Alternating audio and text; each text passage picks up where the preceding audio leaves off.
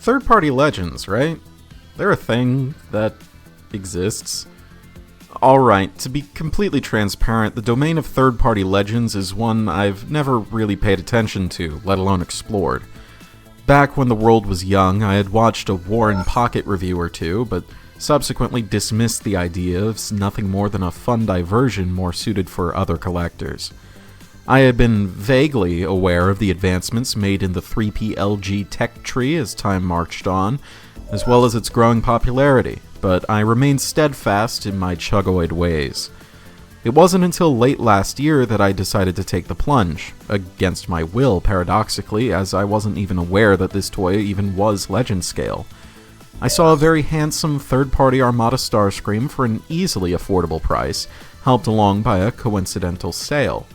When I got the package in hand, I was somewhat disappointed in his small stature. I had assumed he wouldn't be smaller than a deluxe.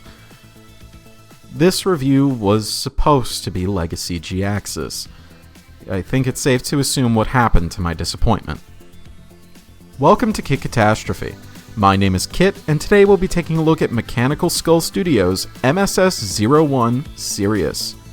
This figure was released in 2023 as the maiden product from this company, as far as I'm aware, and is a representation of Armada Starscream. This video is brought to you in part by ToyHacks.com, your one-stop shop for Transformers upgrade stickers and more. Use the promo code CREWOFKIT before February ends to earn 15% off your next order. Using the code supports the channel and lets the good times keep on rolling. There's a trap that many reviewers, including myself, fall into when they own multiple iterations of the same design, where they spend all their time comparing the newest release against each prior copy to judge what is the capital B best, instead of simply judging a toy on its own merits. I wish to avoid said trap as much as I can, and only make comparisons when necessary, especially since I haven't yet reviewed any of those previous iterations. So, for now, I will suffice it to say that SIRIUS is very true to the source material as far as I can tell. SIRIUS's alternate mode, a fighter jet in that semi-futuristic style the Unicron trilogy was no stranger to, is one fierce little dart with a suitably impressive wingspan. The main points of interest on this airframe are the large intakes and afterburners mounted topside, which clearly make a statement towards SIRIUS's speed and agility while not dominating the rest of the alternate mode. I'm sure his arms slung underneath each wing would have something to say about that, even if this solution to the problem of their storage is arguably the cleanest out of all the takes on this design. From above, they're hardly visible, something only the half-baked Legacy figure can also boast. It's not just the geometry of this alt mode that makes SIRIUS look great. He's covered in some bona fide, based and archer-pilled futuristic techie greebling, albeit most prominently on his wings. This sculpt work is helped by the particular shade of gray plastic used for much of SIRIUS's frame.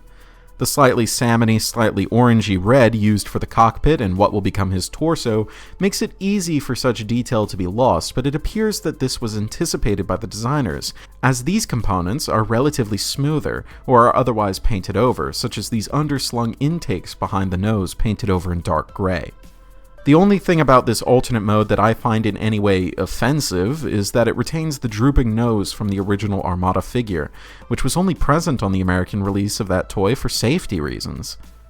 I imagine there might be more about this mode that might look off to someone more acquainted with such vehicles, so without further ado, I'd like to introduce a new segment called Alt Mode Experts, in which I let someone more educated in various domains of disguises have the floor and bitch about the toy for a minute.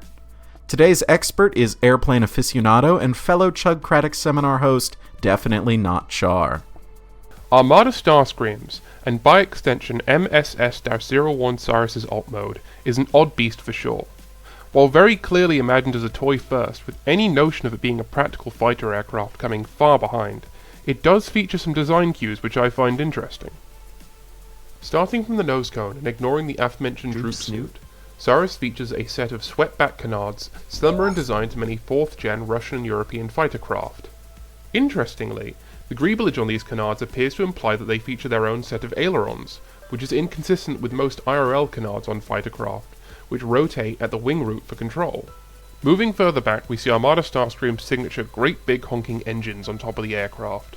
While at first appearing rather cartoonish, there is an actual real-world precedent for this sort of design. The most iconic example of this is the F-14 Tomcat, with its intake and most of the engine housing extruded from the main airframe. However, once again we can draw comparison to many Russian-made aircraft which use this configuration, such as the MiG-29 and Su-27. The obvious discrepancy with all of these examples is that their engines are mounted under the airframe, while Starscream's engines are mounted above and just so happen to occupy the area where the vertical stabilizer and rudder would be expected to sit. Speaking of underslung engines, a unique addition from Mechanical Skull Studios are what appear to be exhaust ports which come from his robot mode knees. These details effectively recast Starscream's legs as a secondary set of engines in a more conventional position on the jet mode, whose corresponding intakes appear to take the form of the gunmetal details at the front of the aircraft. While I appreciate that Starscream's legs now have a role to play in his alt mode, besides filling out the silhouette and being where his rear stabilizers attach, 4 engines on a fighter jet is basically unheard of. Swept-back wings are surprisingly less ubiquitous on real aircraft than one would expect, with a fixed-wing NATO aircraft featuring a trailing edge which is close to a right angle from the centerline of the body. However, I once again draw comparison to aircraft of Russian make, many of which feature swept-back trailing edge. As for the arms under the wings, they're pretty egregious. The only explanation is maybe they could be wing pylons for mounting missile hardpoints, but that's a massive stretch. And more than likely they were just a concession for the robot mode, which is probably why every subsequent toy of Armada Starscream has allowed you to tuck the arms under and behind the wings. Bring our attention to the landing gear. The nose features a pretty standard, albeit simplified, straight-down single-wheel landing gear. Not really much to say here, however, if we move further back we can see that SIRIUS's rear landing gear are rather atypical, featuring bogey-style landing gear more commonly seen on larger aircraft such as bomber, commercial airliners, and cargo planes. Whether Takara or Mechanical Skull Studio actually referenced any of the aircraft that I've mentioned while designing this toy is a mystery. But overall to me, MSS-01 SIRIUS's alt mode looks like what would happen if you redesigned a Russian air superiority fighter through the lens of a 9-year-old boy doodling in his notebook. Display options and playability in both modes were 2 key priorities for Mechanical Skull Studios, as you've probably noticed from all my photography thus far. Those points of landing gear Char mentioned utilize some nail-shatteringly tight joints that I can assure you loosen up with use. Retracting those and flipping SIRIUS over presents us with no fewer than 5 3mm holes, the centermost of which making the perfect mounting point for a display stand. The other 4 are more likely meant to be spots for weapon storage. Unlike most of the recent Armada updates in Chug, SIRIUS actually comes with his Minicon partner, but at this scale it was kind of unreasonable to expect them to transform at all. A micro-sized Swindle facsimile is included, who I have taken to calling Procyon to continue the constellatory naming scheme, cast in red and dark gray and featuring actual rolling wheels, something I wouldn't have expected at this size. He's a fine little open wheeler who looks positively cute next to his bulk. If you're afraid of losing little Procyon, he can be mounted onto SIRIUS where the Minicon post should go. There's no spring-loaded features of any sort, but you're able to pantomime the gimmick regardless, flipping SIRIUS's boosters forward on their buttery smooth hinges.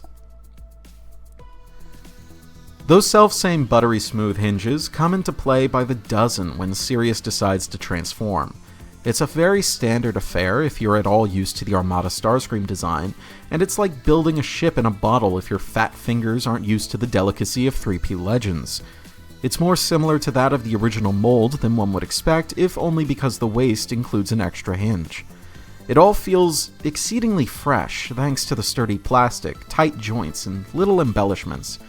For instance, SIRIUS's main thrusters spin around to form his kneecaps, which the shin fin snugly slots into. Once you get used to his diminutive stature, transforming him feels really nice in the hands, as nearly every single joint is both tight and smooth, as well as every locking point. Some are a little too tight, namely SIRIUS's heel spurs, which on my copy tend to require some kind of tool to retrieve. The way his forearms unfurl to reveal the fists inside has a very oddly shaped cut to it, making it a little awkward to open them the first few tries, which isn't helped by how tight they are at first either.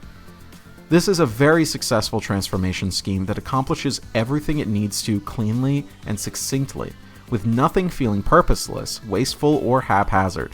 I'm honestly very impressed. Once in robot mode, it's plain to see that Mechanical Skull Studios are going in a very stylized, anime-esque approach to the Armada cast. SIRIUS looks very much like you'd expect, except pointier. His lines are very sleek and stylish, suave and sensual. I say sleek, but not necessarily slender. There's a vague, baggy quality about his distal extremities that remind me of the early 2000s, but not so baggy as to hide his powerful physique. It also helps that this is the first take on Armada Starscream where his hands don't extend all the way down to his knees. Who would have thought that giving him proper proportions would make him look better? His head sculpt is spot-on smooth as well, as sharp relief can describe both the details thereon, as well as my emotional state upon seeing them. The matte dark gray paint on his face pops unexpectedly well against the darker gray plastic, and the unpainted bridge of his nose gives him a sort of desperado vibe that made all his fangirls wet back in the day. The only real visual knock against SIRIUS would be that his wingspan can be a little overwhelming from certain angles, but with the use of their ball joints and some unorthogonal perspective, the issue melts away like tears in the rain. Some may complain about the lack of more white on his lower legs, and I myself admit that the color balance would have been somewhat improved had his feet been cast in white. I cannot for the life of me give enough of a fuck when the rest of him looks this good.